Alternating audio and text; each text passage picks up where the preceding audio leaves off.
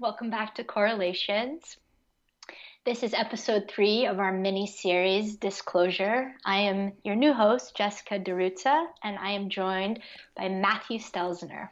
Hey, Jessica. Hey, Matthew. Today is February 19th, 2018, and we come to you under this beautiful stellium here in Pisces that we're going to talk about for a little bit before we deep dive into 2 different topics today. Matthew, you want to share a little bit about what we have in the sky right now? Well, from here in San Francisco, which it's a gorgeous day here, and my parrot Lola's sitting on the windowsill over here just to let the audience know if they hear sounds. Lola makes them, and so yeah, it's gorgeous, and it's 1:47 p.m., so the sun is past its, is that the zenith? We call it the zenith, and moving towards the descendant. And we've got this lovely stellium in Pisces. Sun, Mercury, Venus, Neptune, quadruple conjunction, all in Pisces. And for those people who love Chiron, it's also there as well. Yes, sorry, Chiron's there. So awesome that Chiron's also in Pisces. And Mars is squaring Neptune and Venus quite tightly. So I think we should be tuned in today for any Mars, Venus, Neptune themes. But with Mercury there, Mercury conjunct Venus, Neptune, that's a lovely one, I'd say, for a very pleasant conversation that might involve healing reverie states. Healing reverie states, that's my theme for today. Healing reverie states. Where your heart opens, the sun shines, and you get to just surrender to the flow. And in those flowing moments of communion and unification, there might be a Mars square in there that, boom, kind of comes in and, shakes things up a little bit. You never know. Right. I mean, that's the thing about it, right? Pisces can be very womb-like and, there's this kind of warm, cozy energy. And then the Mars squaring all those planets can bring some fire into the mix. Right. Some forceful imagery. That's what I'm going to be looking out for. See if any kind of strong image comes forcefully into our field. But in a helpful way, where it invites us into the ocean of consciousness and adventures in consciousness, of course. One of the key themes with Mars and Neptune has a lot to do with the impulse to experience the adventures of consciousness, where there's a sense of, wow, there's all kinds of different waves that we could enjoy and explore. And especially with Venus there, like a sense of the pleasure waves of life that swing through, and where you get to hop on that pleasure wave and ride it for all its yummy glory. It's cool. Yummy glory. Yummy glory. I was grasping for a word and glory came. I don't know why. Well, what I love is this is a reverie state for me. Last summer, Matthew was here in Sarasota visiting, and the two of us, along with my husband Travis, recorded an album, actually. And I re-listened to that album that we recorded. There was a bass, gong, flute, drum, happy drum. And one of the songs on there was titled Glory. Really? Yeah. And at this point was probably about 5 in the morning that we were recording this song. We were all trying to sing Glory, Glory, Hallelujah, but none of us really knew the words. Wait. Yeah. So, just seriously? Saying. Okay, wait. Now that's amazing, I think. What was the exact phrase I said? Catching the pleasure waves to yummy glory? Is that it? Yeah. I've definitely... What? And another layer to it is that way before we started this Disclosure series, we named our band Disclosure. It's true. So we have a band that we're in called Disclosure, which I'm now disclosing on the show Disclosure. And we may have played a piece of the music before they got That's to right. this conversation. That's right. So the music that you heard at the beginning of this episode and we'll hear Right. again at the end is Right. one segment of from our band Disclosure. Yeah. And it just inserted itself into the conversation, kind of like I was talking about the Mars Neptune, or something just comes in, and we definitely weren't going to go here to the word glory No, and no, whatever. no. But you invoked states staying with flows of reverie, and I invoked the Mars coming in out of nowhere, and that was us just doing our little dance with it, I think. A little dance, Mars, Venus, Neptune, with the Mercury floating through reverie states of poetry. You know, you know what I love though is I never specifically thought of as Mars Neptune as adventure in consciousness, and I really like that phrase because I feel that's a beautiful way to express what it is that we do with our spiritual practice of astrology. That when we use the tool of astrology, it's to help us go on this adventure in consciousness, invoking our imagination, but for us to Mm-hmm. participate Mm-hmm. with these archetypal energies that are coming through that we see in the position of the planets. And through our participation with them, we bring in these, fun, poetic, novel expressions. And, the element of surprise, you never know how it's going to manifest. And for me, it's one of the most delightful and exciting, pleasurable Yes. parts of being Yes. human. I mean, the thing about, how did I put it? Healing states of reverie. See, that thing came to me earlier today. That was the only thing that I wanted to remember for the podcast, because at some point, I know you're going to ask about like what I love about astrology, Hmm. because we talked about it earlier. And so that was the one thing that I wanted to say, is that it brings me healing states of reverie. That's beautiful. That's what I love about it. From the very first moment that I grokked what was going on, it brought pleasurable states of reverie that were healing for me. Mm-hmm. Pleasurable states of reverie that are healing. And as you say that, I remember that the reason why I suggested us trying to sing "Glory, Glory, Hallelujah" last summer was it was it was the tool that my grandmother, my Abi, used to calm me down whenever I was worried, whenever I'd get anxious as a child. Mm, She'd put me on her lap and she'd put my cheek next to her cheek and she'd rock me back and forth. And on the piano, she'd play "Glory, Glory, Hallelujah" and she'd just sing it to me like the blues until I'd mm, stop crying. wow. And a healing state of reverie for me is thinking about those moments with her Yeah. where she helped bring me back to center and bring me back to connection, which Yes. for me is a big part of what astrology's been on my spiritual journey.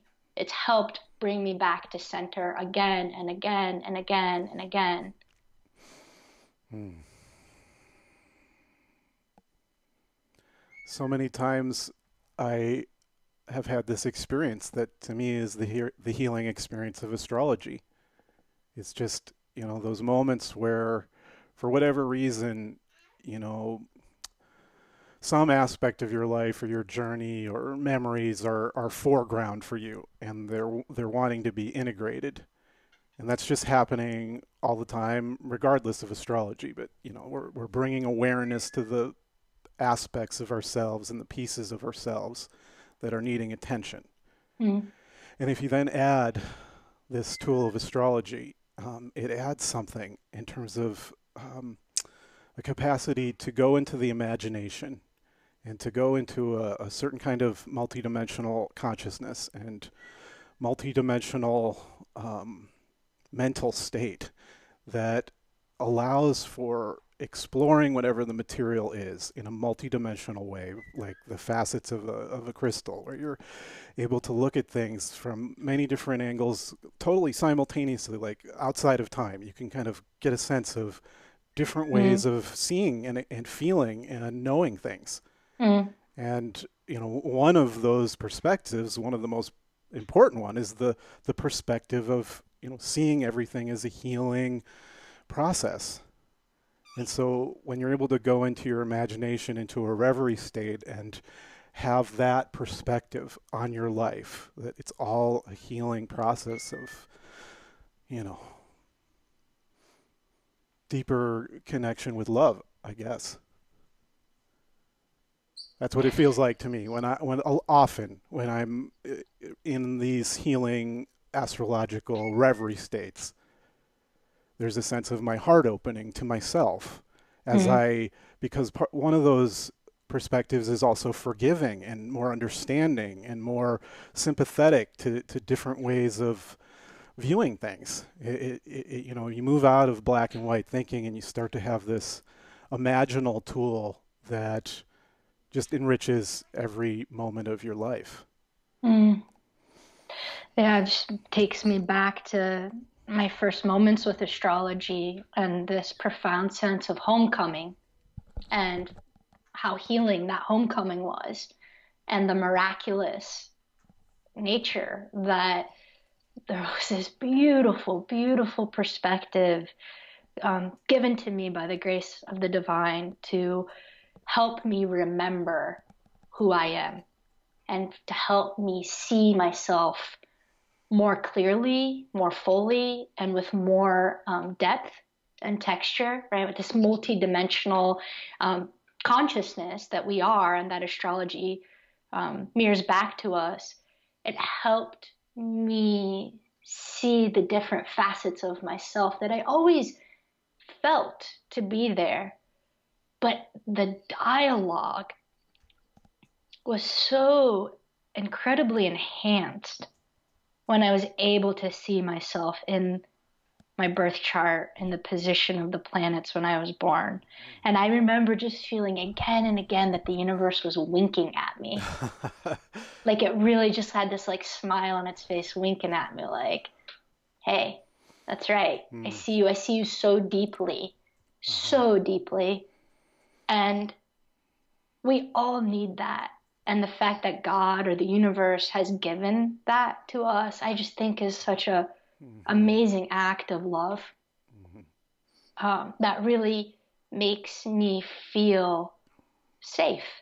It makes me trust and have faith in this healing process that's happening and being alive, because there sure is a lot of amnesia and pain and suffering that we go through. And astrology is a process of remembering for me in that healing state of reverie. I mean, it's a process of deep remembrance for me.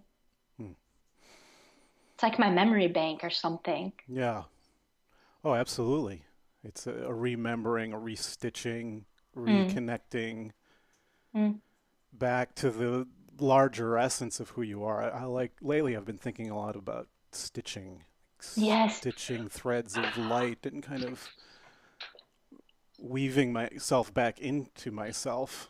And yeah, so I think that that's something that happens with astrology. You open to a different state of consciousness that allows a richer exploration of yourself, your true nature, which is multidimensional, that is existing on all these other levels, and you know, just the concept of Neptune. And I think in ways these individual planets, they're words ultimately, particular word, Neptune, that we attribute meaning to in English, right? And it has all of these associations that are part of the history of anyone that's used this tool since Neptune has been known.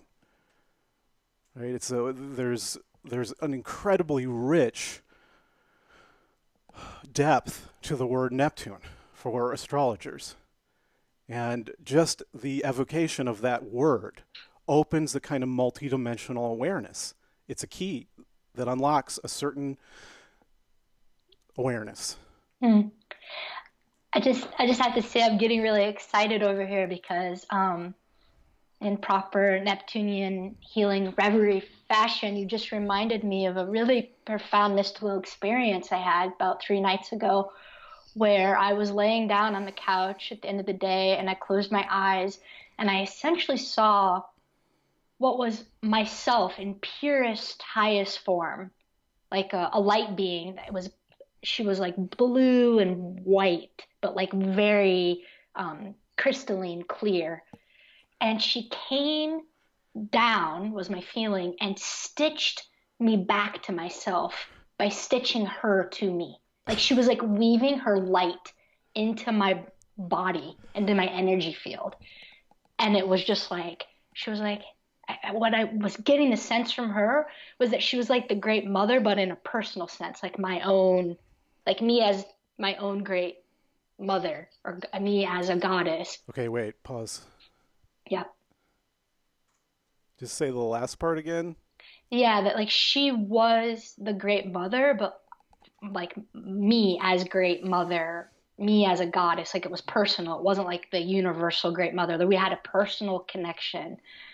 But she was me, like in my highest, most pure, Mm-hmm. undistorted form. Right. Maybe the Right. eternal part of me. I'm not sure. But it's And still an individual aspect of yes, yourself, not the total transcendent, your no, everything. the I Mm-hmm. think it was, my sense was it was like the total transcendent self, but she was appearing in this like pure light body form, and she was Mm-hmm. wanting me to, she was stitching herself through light to me, saying to me, hey, everything's okay. I'm right here. We're all right here. We're with you.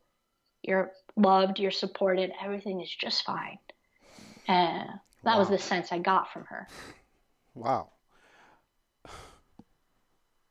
I mean, I guess we could look at the alignment here. It's a very special alignment, when there's something rare like this. There's not a Sun, Mercury, Venus, Neptune quadruple conjunction every day.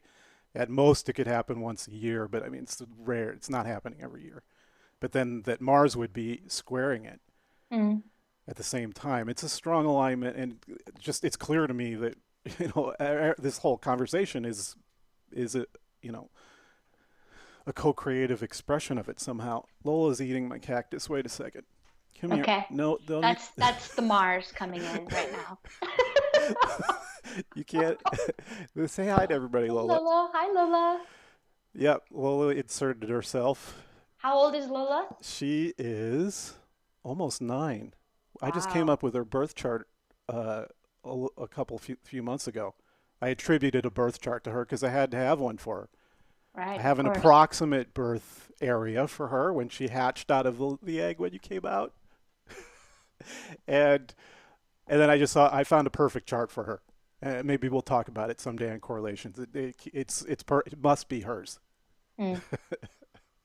Hey Lola. Say hi. It's Jessica. Lola's a very powerful bird. Oh boy, she is fierce. She's a fierce warrior like Mars. But then she's a lover. She's pure heart chakra. She's a lot like this chart actually. Mm, She's definitely a Venus Neptune creature. I mean, she mm, is just so loving mm, in a way that's very soulful. I mean, at mm, least my experience and Sonia's experience of Lola. And here we go. The chart's mm. coming in. I was going to name telepathy, Mercury Neptune. Like there's some kind of telepathic phenomenon happening between my using, I've never said that before, weaving threads of light. Mm-hmm. It is something that's been happening for me, like in my long walks. I've been kind of imagining myself as I walk with each step weaving threads of light between my body and the earth. And so I was tuning into that, but it totally I know. resonated with your dream. And Oh another yeah. thing about Mars Neptune is it's forceful dream imagery. Forceful dream imagery that is so strong it inserts itself into the conversation. Mercury, this very pleasant, beautiful reverie conversation we're having, where Lola also jumped in. I think that, for me, the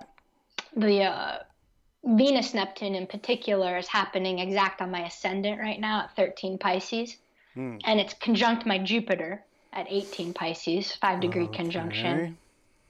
But it's also square my natal Saturn at 16 Sag. So I'm born with Jupiter square Saturn, but it's also in a T square with Chiron. I'm So my bringing it up here. Chiron is at 17 Gemini. So I've got a T square, Saturn, Jupiter, Chiron in the mutable signs. And Neptune's going over that. And Right. so there's Right. been a Yes. really soulful calling towards healing this astrological complex that I carry, which is essentially an oscillation between faith and fear, or optimism and contraction. Right. And I really appreciate this conversation that we're starting to have, because part of this disclosure series is an oscillation between feeling really inspired and hopeful about the ways that we've changed and the ways that we're now voicing and sharing who we are, but also a lot of fear and contraction around.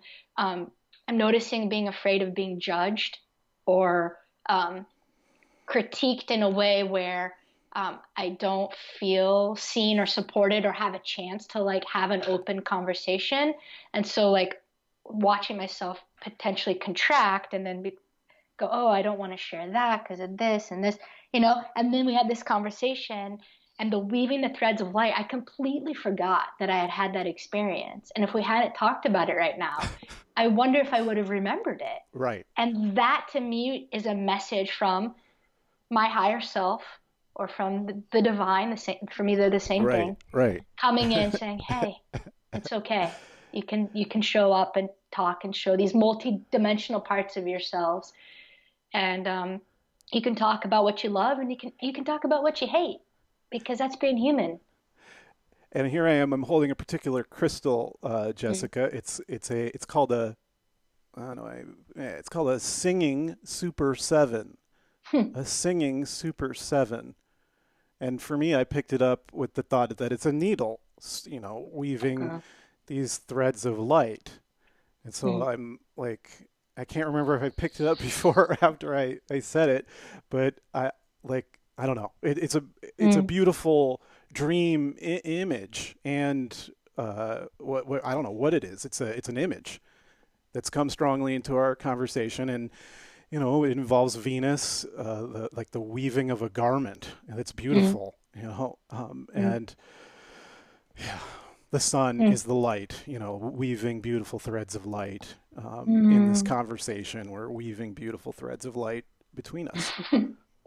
I can just to bring my body awareness into the conversation. I can feel my throat chakra. I can feel the weaving threads of light through this super singing seven. Like I actually can feel that there's energy work being done right now on my throat Oh, as we're talking. wow. And that Venus Neptune at 13 Pisces is exactly sextile my Mercury at 13 Capricorn. So just noticing some of that kind of Mm, sextile energy. It's subtle, it's soft, but very yeah, powerful and supportive. And so, sure, yeah, feeling into sure. that nature of the sextile being Yeah, activated now. yeah. The Pisces water kind of bringing its healing gift to the earth element of Capricorn. Mm, That's mm-hmm, that's that feeling for me is a little flow between the water element and the earth element, and what comes mm-hmm, from that. mm-hmm. Yeah, and as someone who's Pisces rising and Capricorn sun, I really like the combination of those two signs. I find that the spiritual waters of Mm-hmm. Neptune that are Right. so, I mean, of Pisces that are so healing, and then the Capricornian grounded earth, like the combination of the two it's home for me. I really feel comfortable in those two energies together. So yeah, I also just noticing that in what we're talking about and sharing right now. I just want to follow up on that and name my own Capricorn placement. I have the IC, the base of the chart is in Capricorn, and Mars is conjunct the IC. So Mars conjunct the IC in Capricorn. And for me, just like you're saying, I feel like my soul is drawn to this alignment because it is very balancing to the Moon Neptune square that I'm born with, especially. I think the Mars in Capricorn is a kind of billy goat part of me that is tough and can get it together and get grounded in spite of all that 12 step material. 12 step, interesting. 12th house, 12th house material. The 12 steps inserting themselves into the conversation. We'll note that. Okay, fair enough. Okay, I yes, of love it. course. Yes. Sun, Mercury, Mars, Venus, Neptune. That's Mm, got to have something to do with 12 steps. We'll figure mm. that out later. I feel like there's potential here, and we can decide together if this is a segue into talking about those places of Capricorn in our own charts and our synastry, right? But Hmm. the personal transits that we're going to with like everyone who has any planets in Capricorn and especially the middle part of Capricorn right now is been going through Pluto conjunct it and Uranus square it, Right. and um, I think we're also having this really amazing conversation about what we love about astrology, which I Mhm. love that you asked yourself the question I was going to ask you, and then this like whole thing opened up, which is great.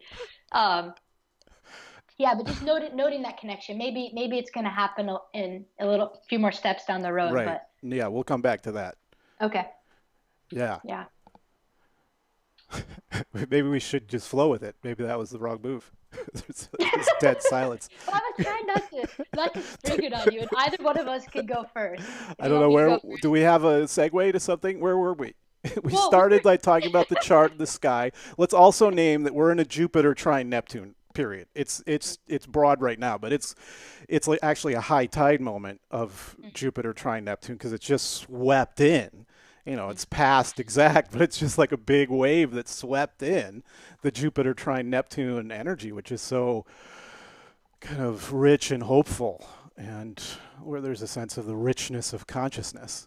And Jupiter's going to retrograde now and be like super strongly trying Neptune for much of the year into September. September. November.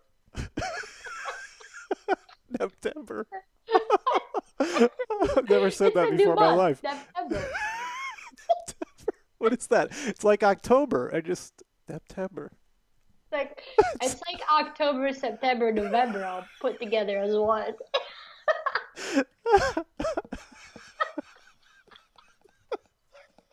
Well, just Uh, to add, just to add another thing to the mix, my grandmother, who I was talking about earlier, just texted me, my hobby. oh, really? Yeah, the one with Glory, Glory, Hallelujah, Cheek to Cheek. Oh, I had really? sent her one of her songs at our album, which is called Transported, which is what the beginning of today's podcast is a section from, for her to listen to it. And she said, a stillness came over me, and then delighted by its metrical lift. Thanks for all the love sent my way. And I'm like, oh, like that same stillness she gave me when I was little. Glory, glory, hallelujah. I love it. Okay. Okay, so we also have Saturn conjunct Pluto and Capricorn, helping us to get back on track. Getting grounded after the September moment. Oof, September. September. Never said that word ever in my life. Oh, oh. Yeah, Saturn, Pluto. Okay, so yes, we have Saturn conjunct Pluto. I can feel it coming in, Mm-hmm. and it's a complex blend of energies. I'd say still super strong Uranus Pluto, accented by the moon today. Oh my gosh. Yeah, it's only a 5 degree square. I mean, that thing is still kicking serious booty. Oh, it's in it. It's like in its. It's like wow, I'm here and I've already got it all. Oh It's yeah. already super strong, but it's like now it's like really almost has its momentum. Oh yeah, everything's been activated and kicked up and stirred up over the last 10 years, and I feel like this is when the transit's the most powerful is nearing the end because it's yeah, all this momentum's built up, and it reminds me of this song Calling Out, and one of the lyrics in it is don't worry about the past. You can't stop it now. Don't worry about the future. You can't stop it now. Like it's all happening, man. Like it's already happened. It's happening. Yep. And this part of the transit is like this is when everything's like whoom, whoom, super dropped in. Yeah, it's dropped in.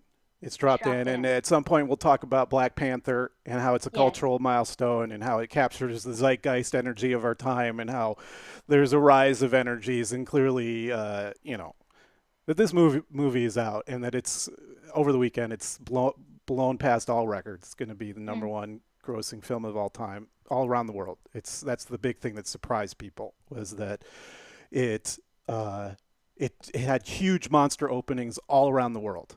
And they weren't the Hollywood racism has been that, you know, that you can't see that other parts of the world can't handle or be interested in African American cast. And so they've been shy and scared to release this kind of film overseas or to give a substantial budget to it.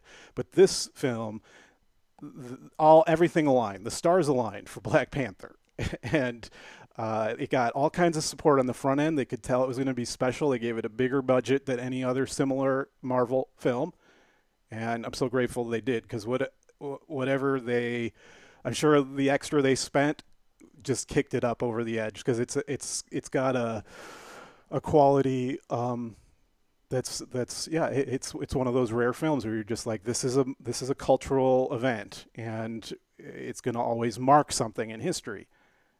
And to me, it has the simultaneous like gravitas of the Saturn Pluto. It definitely has the Saturn Pluto energy in lots of ways, because it exposes lots of shadow.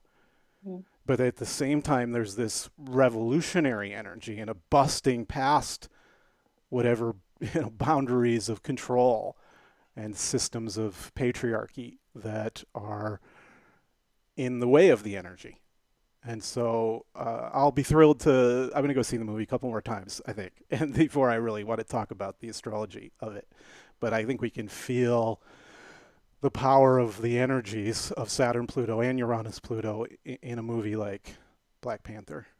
The Uranus, Pluto, and that powerful revolutionary energy, and of course all the technology in the film. But the often saying like, oh, it's the return of the oppressed, and it's like, okay, that would both be, in this case, Black people, African Americans, and women. I mean, there's a real empowerment of Black people and of women in this film. But the piece around the Saturn coming in is it's starting to address not only the moral vector of it, but the infrastructure, like on an institutional level. How do we actually structure our civilization and our society? And so there's a taking of these themes of the empowerment of these oppressed peoples and actually challenging the structures that build up a society and govern people. And I think that's the Saturn coming in, bringing it into that very real piece of morality, but of infrastructure. I mean, especially because it's in Capricorn, it has a lot to do with how that actually physically shows up here on Earth, like actually, like practically, logistically, through law, through norms, through governance. These are all Capricorn themes. Right. I love that. So I really can feel the Saturn Pluto in Capricorn with square to Uranus in Aries, which for me, there's just been an incredible resurgence of youthful, fiery, passionate energy, but this wonder and this awe of the first sign of the zodiac. It's like everything has possibility again. Wow, I love that. I love that. Saturn, Pluto, and Capricorn. Yeah. Deep, deep structural change. And that sense of confrontation with the shadow, and kind of standing up to the shadow. I have thought over the years that the greatest art comes from Saturn Pluto, to me, just because the greatest art has to somehow represent the full spectrum or indicate a potential for integration of the full spectrum. And so to the Saturn Pluto representing the most dark, secretive, oppressed, fearful, traumatized aspects of the psyche, to explore that, to bring a light to it, to me, is what great art does. And if it can then do that in a hopeful way, which is what I feel is so special about the film, is it simultaneously has great, great hopefulness and many of the characters are fearless and completely in a fourth dimensional heart chakra place.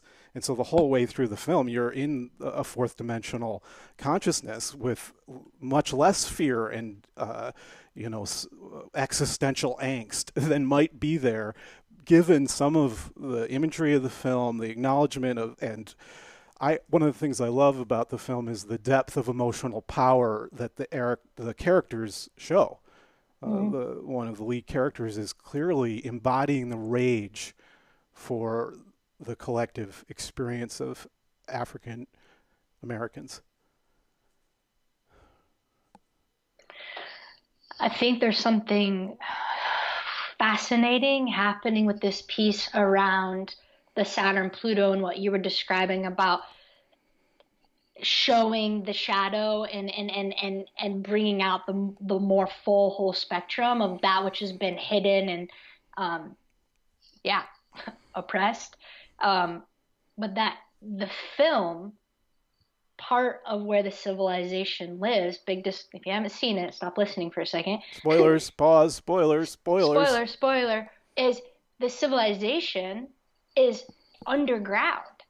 And yet what is underground is a much higher vibration than what is happening above ground. And so actually that which is repressed underneath is in a greater state of wholeness than that which has come to the top in its distorted, twisted form. And so there's this return of what's been forgotten and hidden, but it's actually carrying the boon, it's carrying the gift, it's carrying the light, it's carrying the treasure, the hope. And for me, it's a perfect analogy of what happens when we go on a plutonic journey and we go into the depths of the underworld and we reclaim what has been hidden and lost, and bring it back up to the top, and that's the process of life evolving into greater unimaginable complexity and diversity and richness.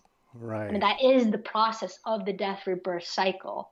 But we have to go to that which has been hidden in order to move into that place of greater wholeness, which is really just another way of saying health, thriving, vitality. Earlier we were talking about basically weaving threads of light between this third dimensional reality and the transcendent higher upper realms, as they're called in shamanism. And now we're talking about weaving threads of light down into the underworld to those hidden, repressed, oppressed, traumatized parts of us and weaving them back up into our centered, grounded, third dimensional awareness. Yes, I get an image, for example, of taking the needle and handing it like a baton off to those in the underworld, and they actually weave their light from down in the darkness up top into the above world. So as much as we need the light from above in the heavens, we need the light from the darkness as well. Wow. So they're weaving with their needle from down there up here and weaving the garment or whatever.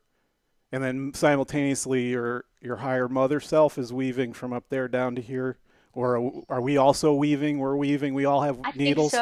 I think so. I think recently I wrote this piece on my blog about Saturn and Capricorn, and I end it with saying that the weaver has weaved me into existence, and now I weave things into existence, and that is how we become interwoven.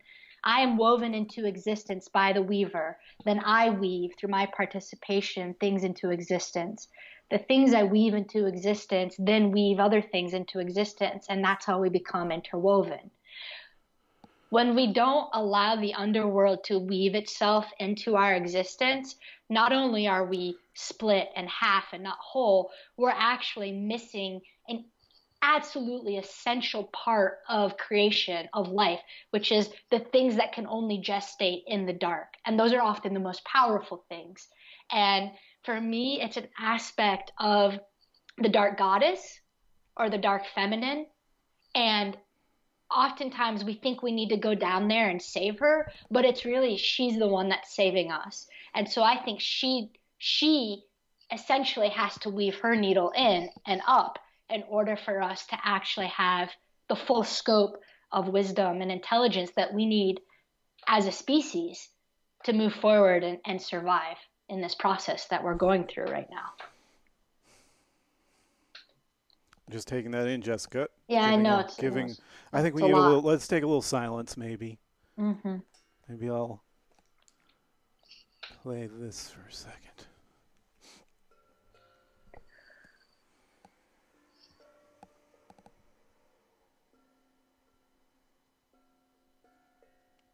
Still life with hawk-headed parrot atop television.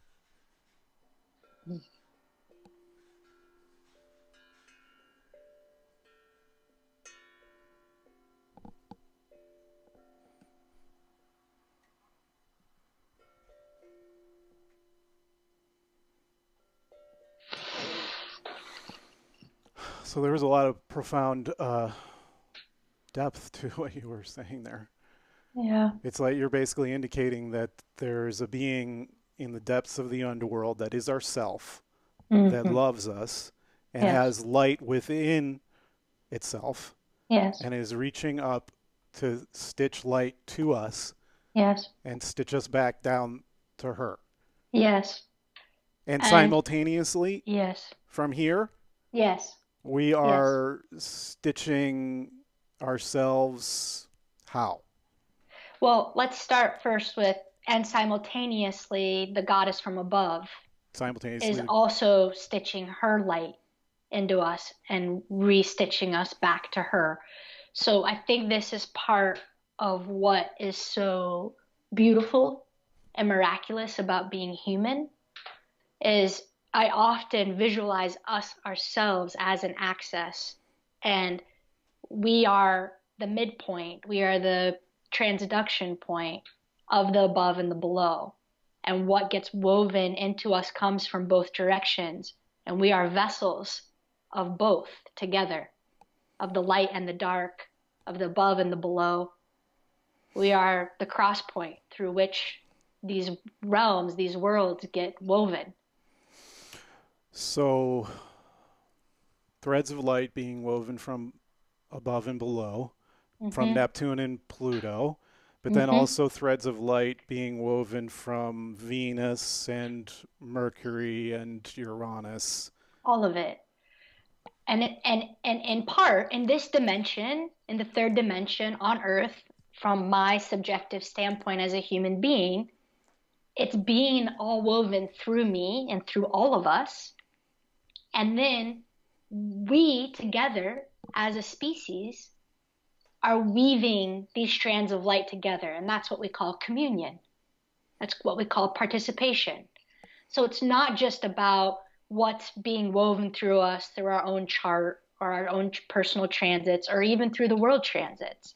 That's still too atomistic for me. It's still too separate. It's not relational enough to bring it really into the embodied feminine awareness of the horizontal axis, right? Because right now I've been talking about vertical axis, right? The above and the below. Now we need to talk about the horizontal, which is how we together as a species come together and weave together the things that are being woven through us. And that's what we call participation. But for me, it's communion. And that this is what group mind and group consciousness is all about. This is why we are so much more powerful when we're together than when we're apart. It's why group meditation is more effective than individual meditation.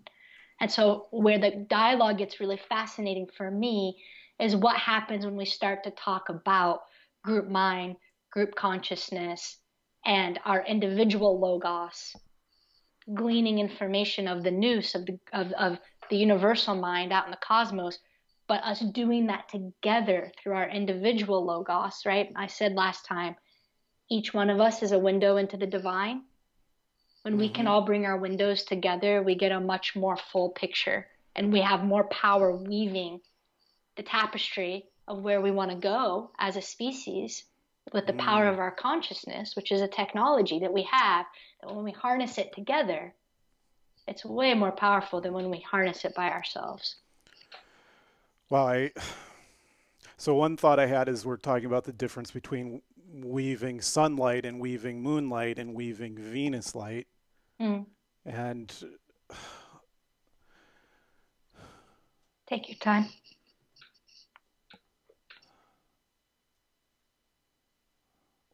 Weaving moonlight to me is more of this interpersonal weaving. You're weaving your contribution to the conversation, and I'm receiving it and trying to weave a thread of moonlight back to you. Yes. And then there's the other threads of moonlight that are all the other beings that we're connected to. Seen and unseen, yes. And that goes for, all our human relationships that we have, our ancestors, our guardians, space beings, spirit animals, all our allies are constantly weaving the story with us. And for me, part of the power, and we've seen this in this episode so far, is earlier when you were talking about the weaving threads of light, that image activated a mystical experience that I just had. And you pulled out of me something that would have been difficult for me to pull out by myself. Right. And so the power of weaving together gives us access to so much more than what we could ever have doing it by ourselves. And that's what I'm most fascinated in these days, is looking at astrology from that perspective, whether that be through synastry, right, or whether that's through transgenerational aspect patterns, looking at the parts of our charts that we've inherited from our parents and our grandparents. Right. And seeing how those are part of our DNA, our spiritual DNA. I also love looking at, there's a thing you can do where you can take like the 5 most significant people that have impacted your life and look at all their birth charts. Yes. And you will see a recurring archetypal signature that they all have that is specifically medicine for you, for me, that I've evoked this recurring theme in all these people who deeply influenced my life. Right. So I'm fascinated in studying astrology from that systems view, that moonlight, lunar interconnected view, that is a view that's not only interconnected spatially, but also temporally. And so looking at the lines of lineages and the karmic torches that we have inherited and are carrying forward in our own personal life. Wow. I'm having just a beautiful experience of communion with you right now, actually. And I'm holding this different crystal than I was earlier, than the needle with thread.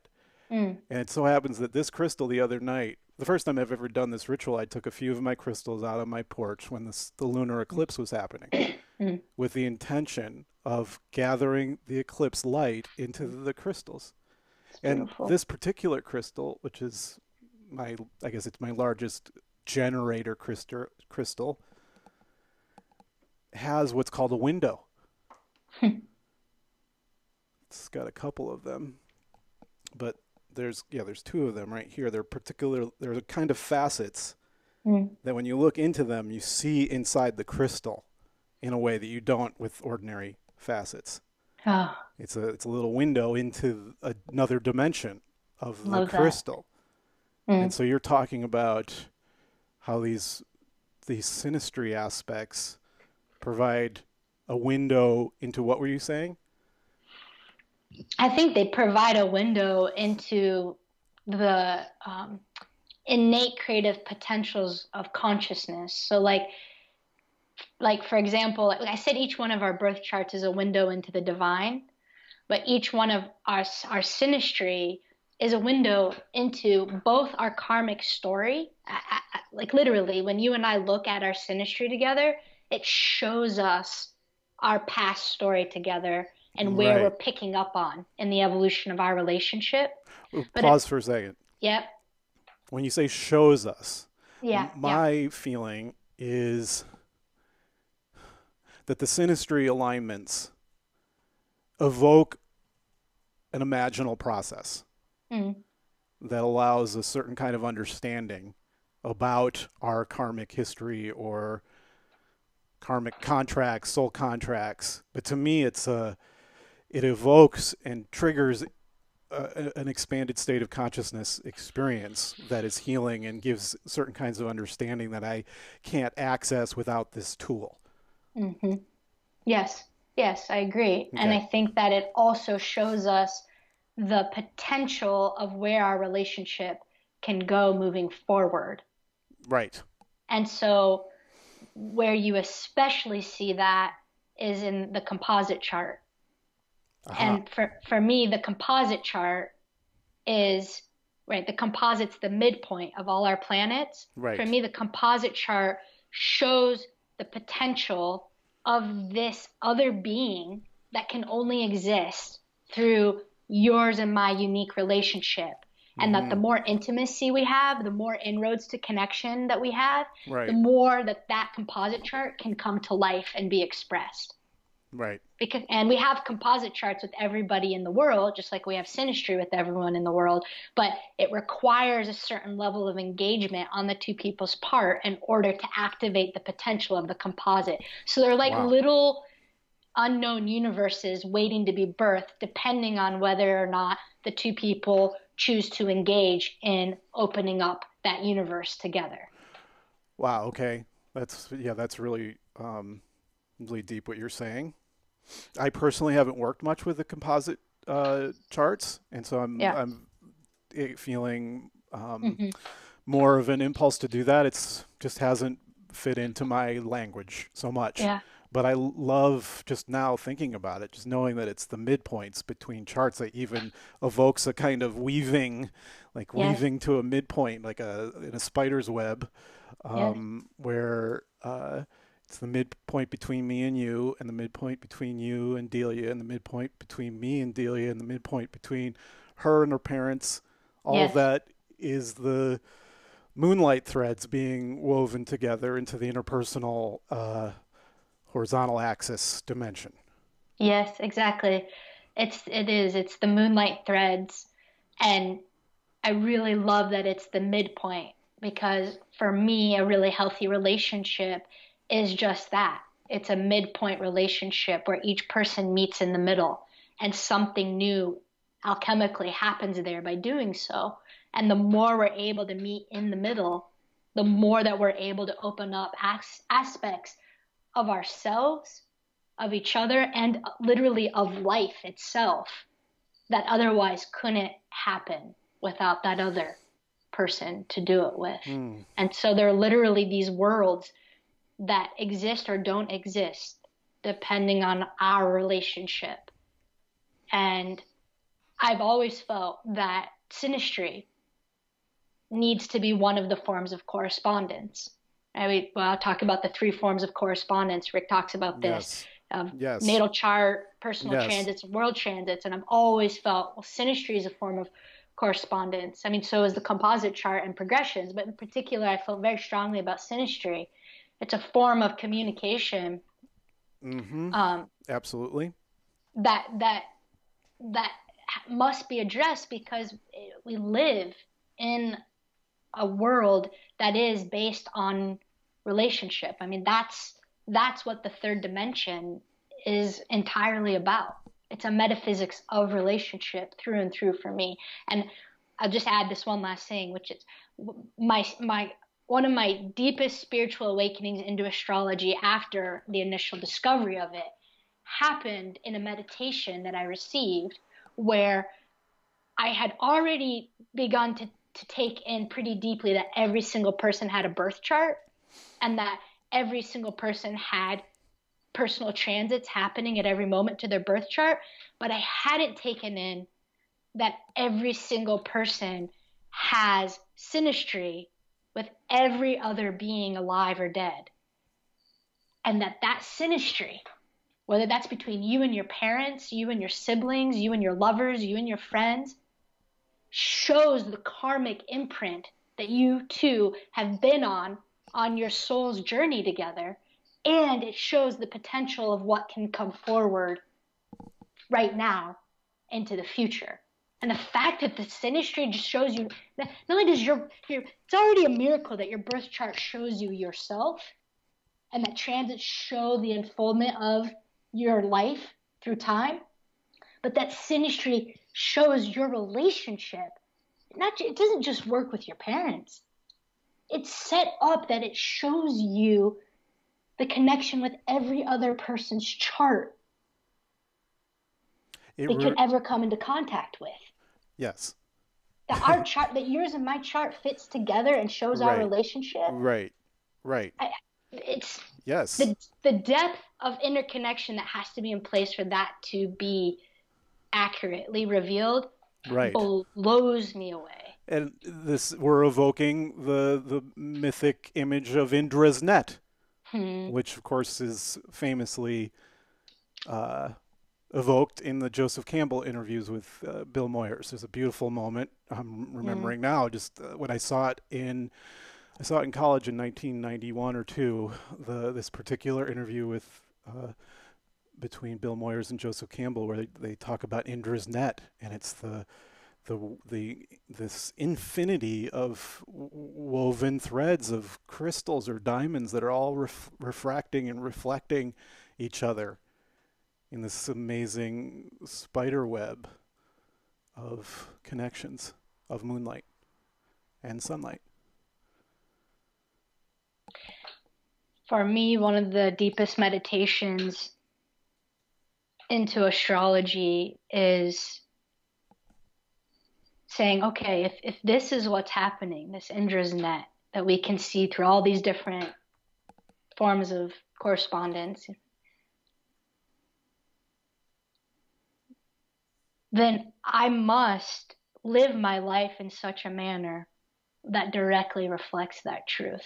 And that includes the constant test of faith that I think we all go through being human and not being able to see and fully understand everything that's happening in our life in any given moment, and having to constantly come back into a place of faith and trusting that what is happening is part of the Indra's net. And I mean, that includes Trump being president. Yes. And so for me, it's one of the most enticing and challenging parts of astrology for me, is to constantly bring these truths into my being, into my body, right? Into my philosophies and like how I actually live life. Yes. That's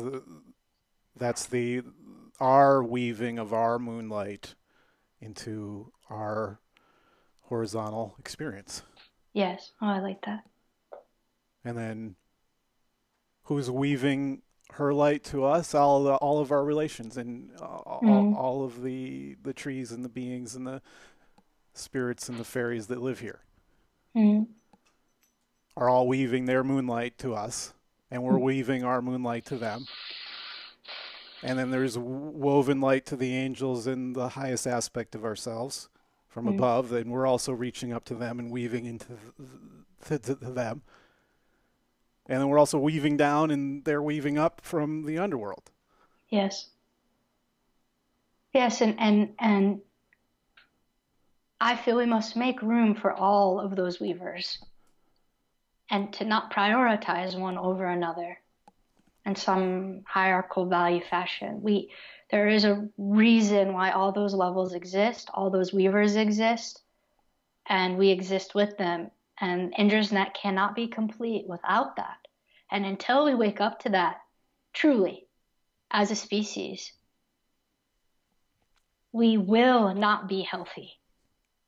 We will not thrive.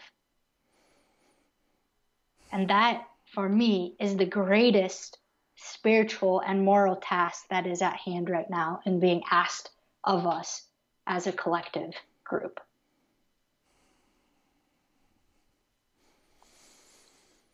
Hmm. You know, I just want to highlight one thing you were saying about these three, now four principles of correspondence. I know uh, back years ago, I personally would talk about them as the three yogas, the three yogas of natal chart yoga and personal transit yoga. And then I would be a smartass and call it New York Times yoga or CNN yoga. I always heard you say that. I was just like, what a chump. You called me a chub? No, I didn't. Behind my back, you called me a chub. Oh my God. I didn't call you a chump. You just said when you were trying to be clever. Yeah, no. I'm allowed to make fun of myself. Oh, sorry. I thought we were closer friends than that. No, it's okay. It's fun. It's fun.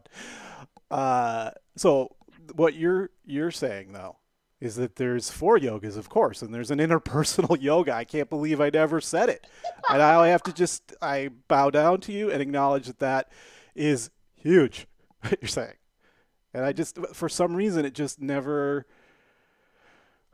and what you're saying is in terms of being able to reflect on your moment to moment experience in an imaginal reverie state that's pleasurable and healing, that you need to not just be reflecting on the awesome Saturn Pluto correlations to your individual life and the amazing personal transit correlations of Pluto conjunct whatever, and your ongoing permanent quote unquote transits of the natal chart.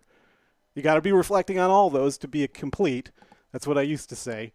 But you're saying there's absolutely one other huge area of correspondence that if you don't reflect on it in terms of your most important relationships, parents, siblings, closest friends, family, lovers, if you're not doing as well as your business colleagues and all that in your business life, I had my chart program just closed, so we don't have the charts right now, but I'll come back. What was the last thing I said? Yeah, that if you're missing out if you're not Right. considering all those You're relationships in that form of correspondence. if you're not devoting yourself to at least as much time reflecting on your synastry correspondences with the closest intimacy that you're sharing with others, Yes. then you're really missing out. Not just missing out, but you're denying yourself an incredible tool for healing and deepening the intimacy with the people that you choose to. That's right. And that you're missing out on literal universes that could be better enhanced and supported through just bringing your conscious attention to the synastry and inquiring into what's happening there in that interpersonal dynamic. Right. And that requires a Right. certain level of maturity Right. that we are just barely on the cusp on as human beings. I mean, we don't really excel right now in the interpersonal realm too much. And yet I think it is a big part of our growing edge. And I think that the synastry is an amazing tool to help us navigate the often messy and confusing places of our interpersonal relationships. And Mm-hmm. I think that I'm going to pause there. Yeah. Well, I think what you're also implying here is a process and a commitment. If you are going to consider synastry to the depth that you're talking about, you need both people need to be engaging it and have enough capacity to understand the charts and the synastry to be able to go into their imaginations to some degree. Yes. And I think this is where the piece around the individual work, which is never really actually individual, is so essential. And I kind of wanted to talk about this today with an example of my own personal transit practice and how I've used it over the years to help me become more embodied, Mm-hmm. right? To move from the astrological interpretations as being more intellectual and actually, okay, Right. so what does it look like to really live these transits? And Mm-hmm. for me, what's been so key in that is self-awareness. But the greatest moments of self-awareness I've ever had in my life have happened in relationship. And for example, psychotherapy saved my life. I mean, literally, to have another person there in such an intimate, vulnerable space in my own being and to help hold me and reflect back to me who I am and what I was going through was so essential for me discovering myself and understanding myself, because naturally none of us have a clear objective view on who we are, no matter how intelligent and evolved we may be. The nature of psyche is one in which we need a mirror to see ourselves. And astrology performs one function of that mirroring on a cosmic level, but we still need other human beings to mirror and hold us, just like we needed that from our parents. It's essential for a healthy psychology to have that. And so my point is that unless we've really taken the time to get to know ourselves and to work through the ways that we have self-distortions, blind spots, defense mechanisms, it's going to be difficult for us to show up in a relationship and talk about our synastry and own the parts of ourselves that might need to be owned in order to really have an honest, authentic dialogue about what's getting activated in the relationship. Right. So if I can't own my history, if I can't own my wounds, if I can't own my own issues that I'm bringing to the table, we're not going to get real far in the synastry conversation. Right.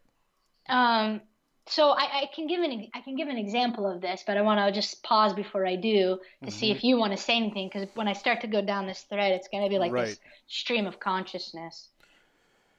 Yeah. No, I'm really looking forward to seeing what you share. The only additional thing I would say is basically the process that you're suggesting going through with whether it's between you and I or you and your mom or whoever, is like a willingness to sit down with the charts to inform a dialogue that involves going into an imaginal awareness of what the synastry or the composite chart might suggest of the possibilities for the relationship, the deepest, most yummy possibilities.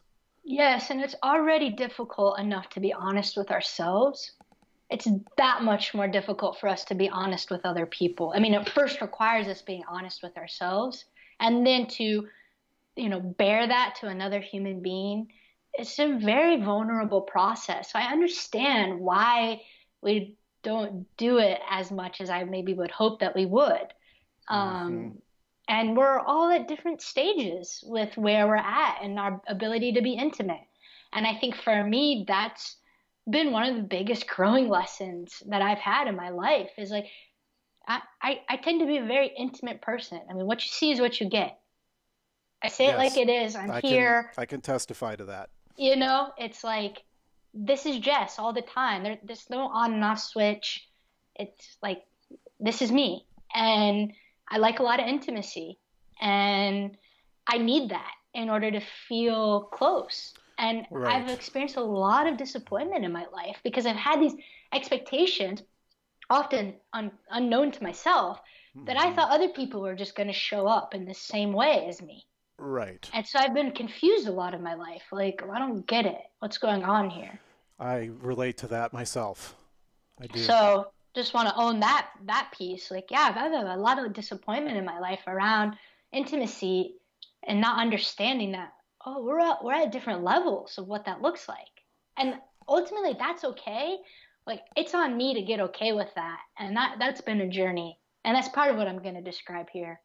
I want to just add one thing, and I think it connects with our Venus-Neptune conjunction, that I think we're really articulating a lot of different potentials for the Venus-Neptune energy. But the one I'm feeling now is that astrology affords a greater potential for a level of intimacy that's more on a consciousness level. And that's one of the things that I think I fell in love with about astrology in general, but definitely as I did start to understand synastry. And even without it, to just be able to talk to another person and include the birth charts, just that is a kind of intimacy where you're revealing a level of your soul basically to the other person, especially if you're showing the chart, which we sometimes call like an X-ray of the soul.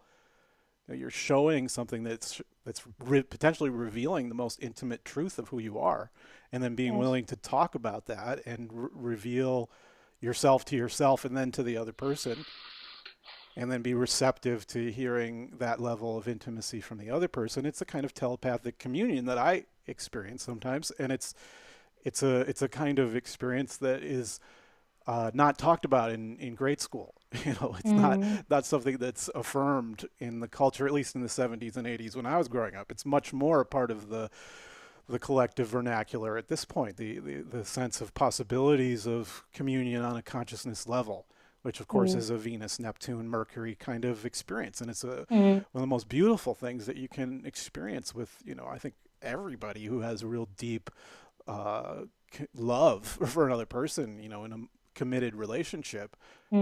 I can't imagine not experiencing what I would call telepathic communion. It's just whether you can recognize it or not, and then choose to deepen it or not. So now I want to hear what you have to say. Well, that just ignited something in me, which was a practice that I have when I'm teaching. Is before the semester begins, I meditate on every student's chart, but I also meditate on our synastry. And so I study the synastry between me and each one of my students to get a sense of maybe what might come up in our relationship. That's wonderful and that has its difficulties. And so that I can do my best as the teacher to stay aware and present to whatever might be getting activated, and to do my best to therefore then tend to it. And one of my favorite memories as a teacher, it was in what I would consider my first semester, like really showing up as Jess as a teacher. This was in spring of 2015 in my embodying class. Right. And I actually had this thing that happened that Chris Beisch talks about in The Living Classroom, where he describes this telepathic quality, yes. Where essentially there is a note that he described it as a note being handed to him through the back door of his mind. And he'd read the note, and it would tell him to do something, and then he wouldn't know why, and he would do it. And then there's this profound connection with a student. Yes. Like you did earlier with saying the thing about the light weaving and how that opened up something here that has shaped the whole episode, similar to that.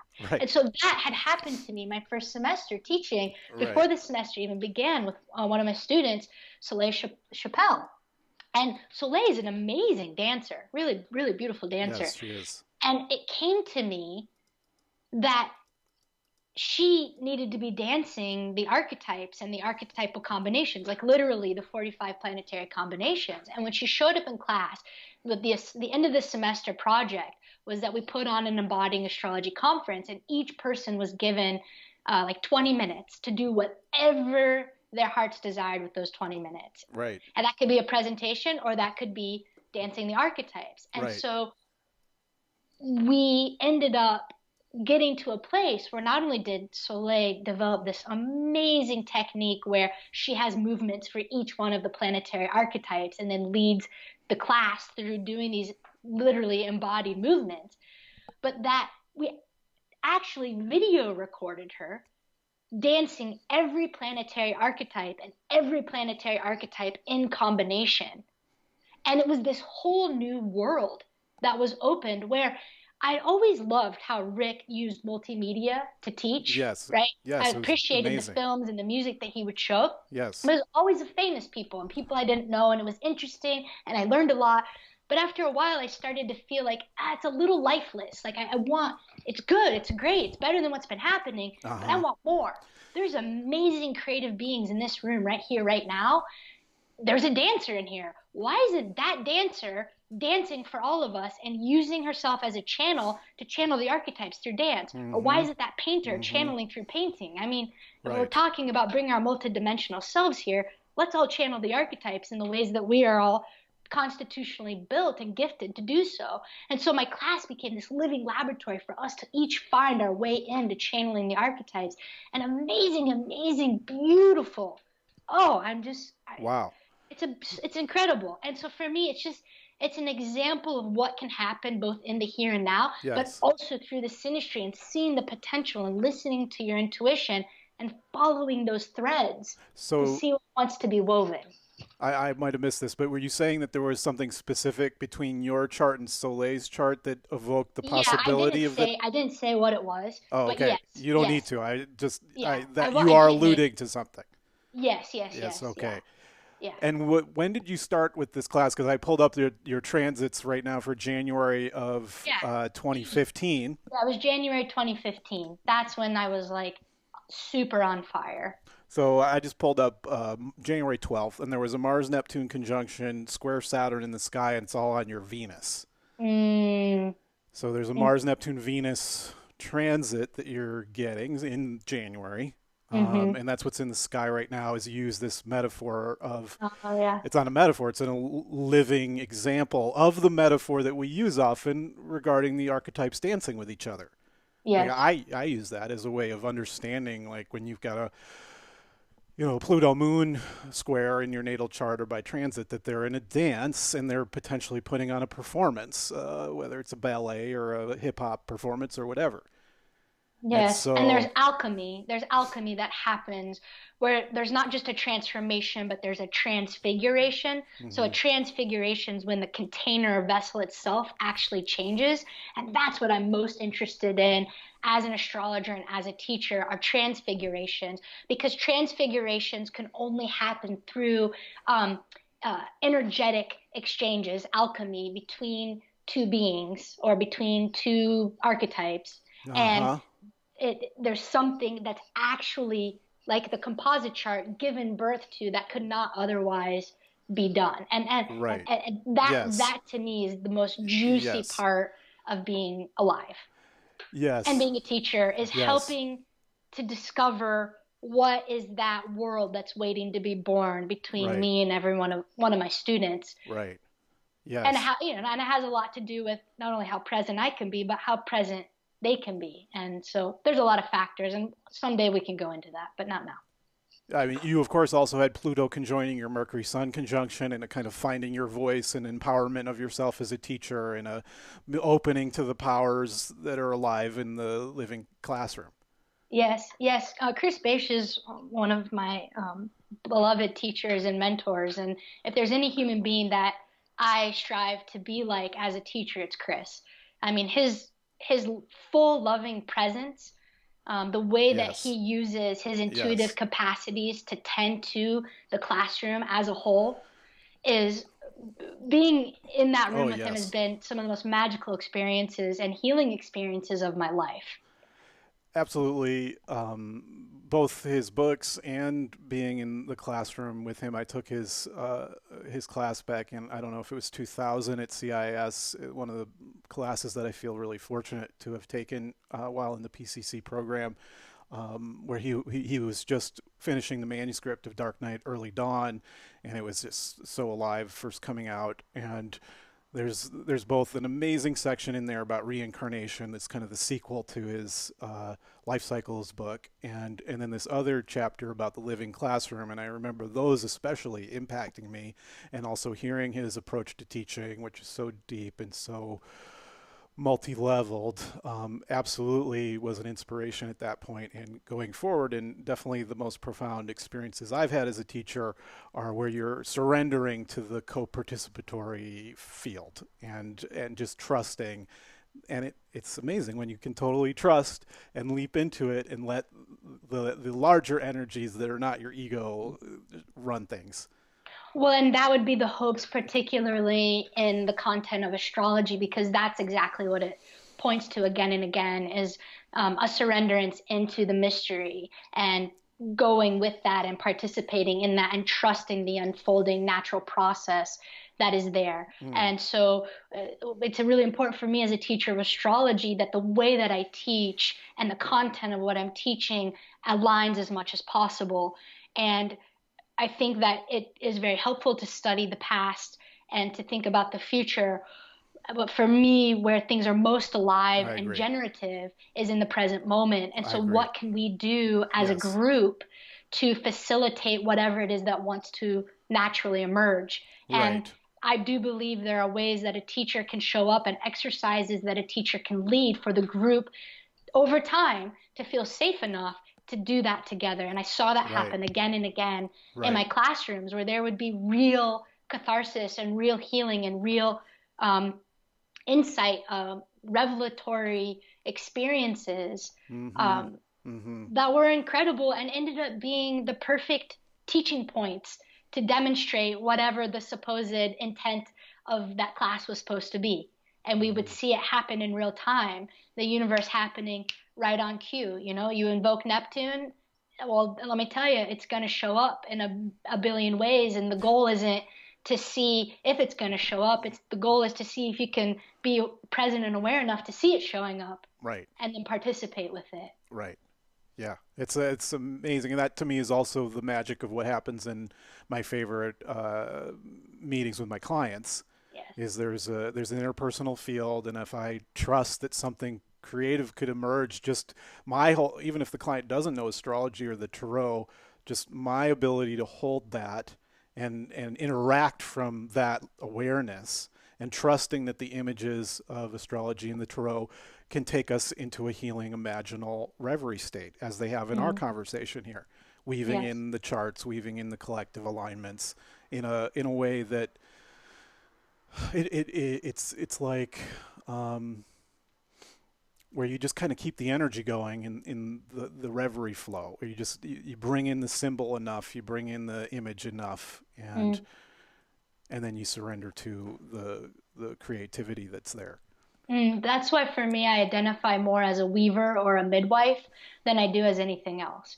And I think you've really helped me see how much astrology is a beautiful tool and technology of consciousness perspective, and for me, a way of being.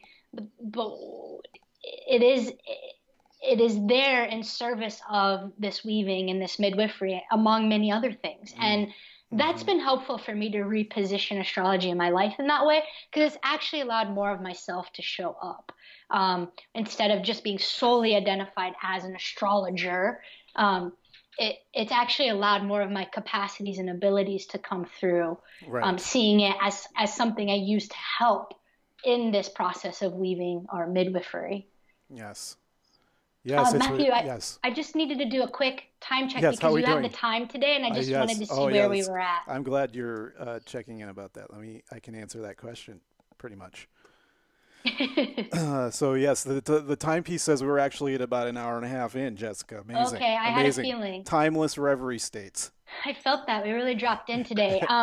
Obviously, I we both have so much more to share, and I have an example here to share. But I feel like this would be a good place for us to stop for now, and then Yes, we'll just keep recording as we do.